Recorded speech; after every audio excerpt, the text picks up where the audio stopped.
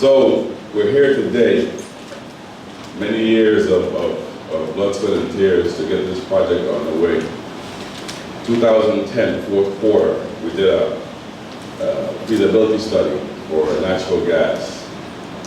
During the process, it showed that propane was also something to be examined. From that point forward, we started really studying the possibilities, seeing what we can do, how we can bring this to fruition, what kind of savings the customers can see, what kind of environmental benefits, what kind of benefits to the maintenance of the facilities, the units, what efficiency improvements, and all of it came back with a resounding yes, this is the way to go. So I'm going to take you through the benefits of the project, give you a little overview. First and foremost, the cost of energy.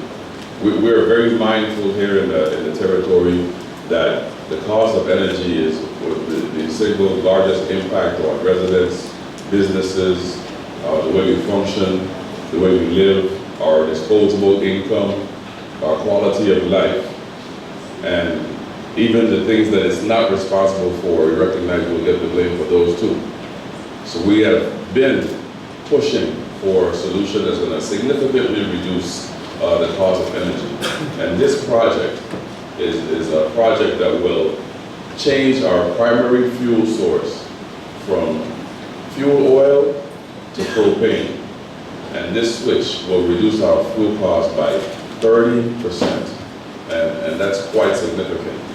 That's almost a third of the fuel cost. We're talking about $19 million in reduction in cost on an annual basis. And when I say the reduction of cost, this is not just for the propane versus the fuel oil. The company we're partnering with, Vital, they will engineer, design, develop all the necessary construction, the storage, the piping. They will operate the new storage facility. They'll also manage the conversion of the existing generating units. They will fund all of that. They will put approximately $100 million up in front to get this project completed. WAPA will have no upfront cost to make this happen. There'll be no payment for WAPA to Vital until the fuel is delivered to us. There'll be a meter in the last liquid state right before the vaporizer. At that point, it'll be metered, and at that point, we'll be charged whatever we use to create power. That's another significant benefit of the project. The capital cost will be amortized over a 7-year period. We have an option at 5, but that means that after the 5-7-year period, that 30% savings becomes even more as the capital cost would have been paid off.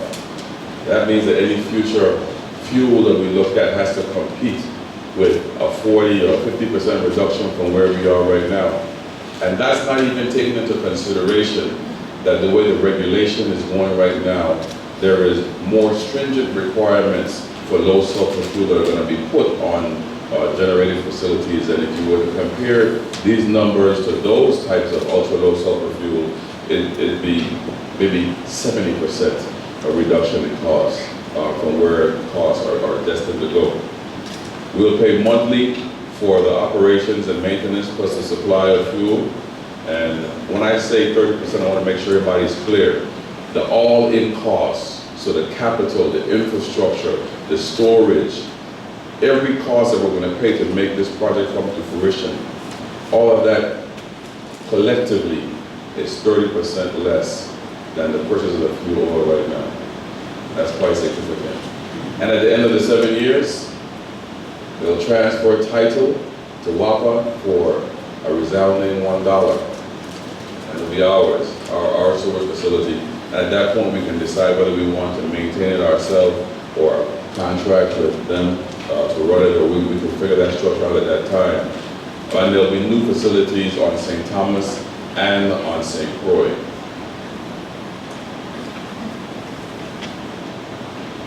If you can glance at the screen, you'll see a rendering of what the facility would look like on St. Thomas. And for those that are listening on the radio, this is it's a submerged facility so that the storage tanks, the storage vessels are not above, they're not visible. They're bunkered, they're encased with thick wall and covered with sand or type of material, and they're covered completely, which adds additional layer of safety and protection for the environment and the neighboring facilities. Now, what we have is a project that the major consideration, the major concern was assuring the public and the employees' health and safety. And they have been fully protected and vetted through the process. And additionally, a third party will come in and do a full assessment of the facilities and what needs to be done. And if there's a change in the escape route in the event of an emergency or other requirements, because we already have designed for sniffers and water blankets and other protective devices that are there to ensure the safety of the community. If there's any additional recommendations that we put into place as well. And we'll be working hand in hand with the fire services and with VITEMA, and we'll have all the agencies that play a role in protecting the health and safety of the community, and they will have this project working with us in conjunction to make sure it's the most safe project for the territory. And propane is something that's used in households on a daily basis. Many of you who cook with gas stoves, it's the same H5 propane that you're using there, so it's not something that we're going to be using for the first time. It's something that's widely used in the community right now. And this project is consistent with our long-term energy goals. When we talk about 20% reduction in emissions, those are the greenhouse gases. As far as for the particulate emissions, and we can well be around 40% or more. We haven't finished the analysis to see where they will lie, but we know they're significantly more than just the greenhouse gases.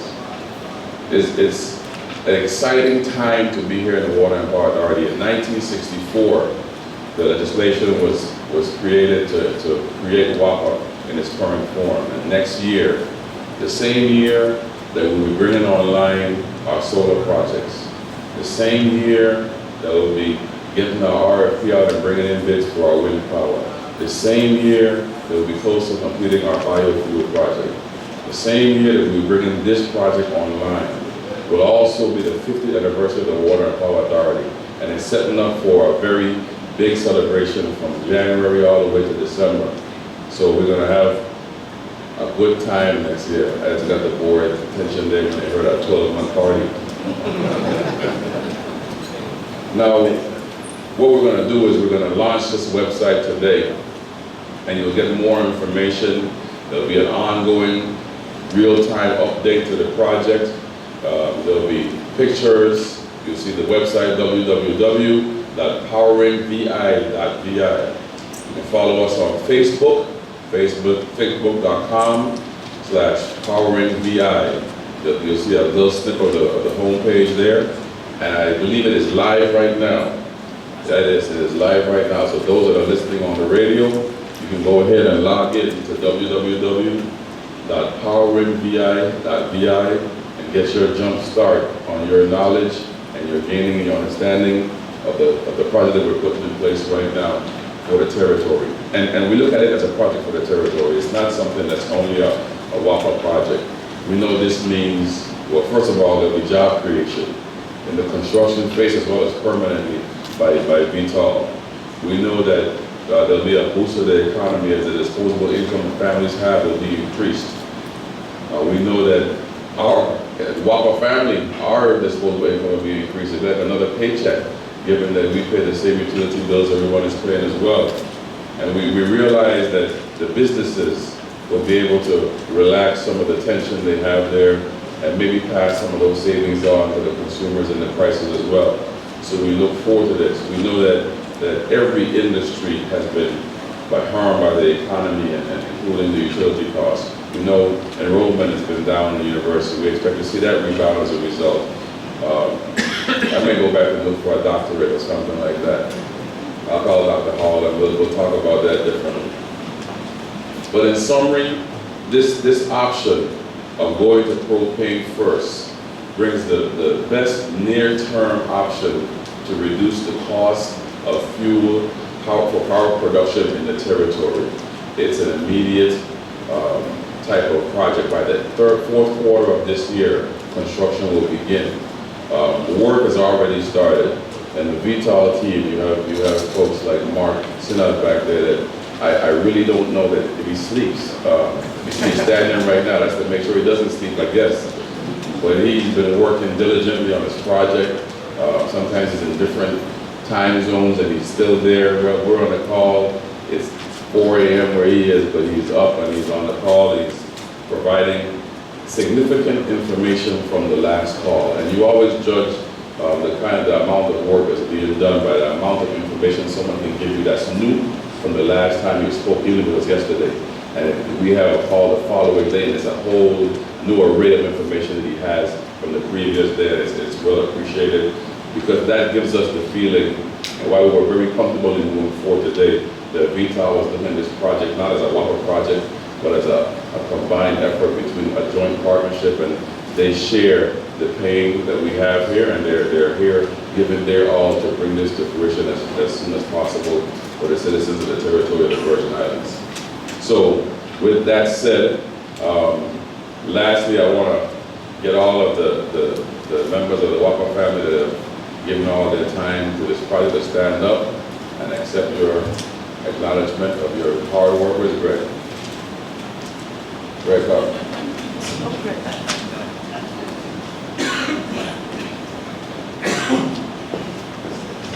I asked Greg during this process to stop what he was doing on his regular daily basis. I might have to take him to his house and introduce him to his wife and kids here after we're done. But he had to stop what he was doing, give up his day-to-day management of the plants and on all islands, and focus solely on this project. And that focus may result in 2 weeks away in meetings that go from 7:30 a.m. to 9:30 p.m. and then read that night to prepare for the next morning at 7:30. And where's Laura Lee? Matter of fact, all of the family, Julio.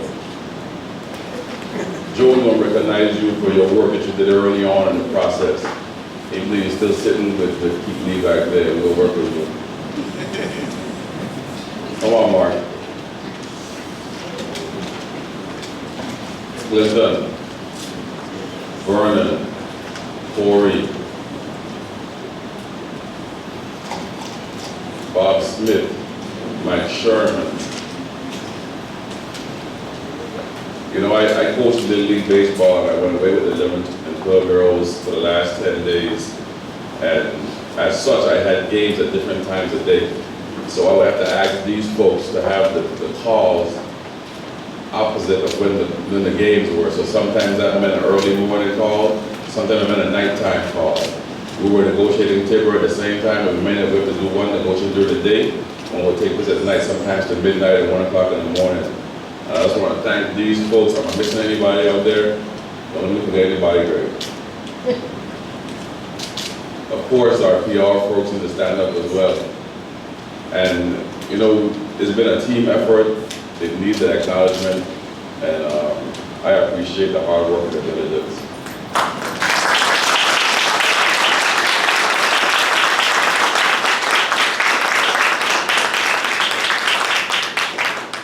So y'all can have the weekend off, and then start the next project on Monday.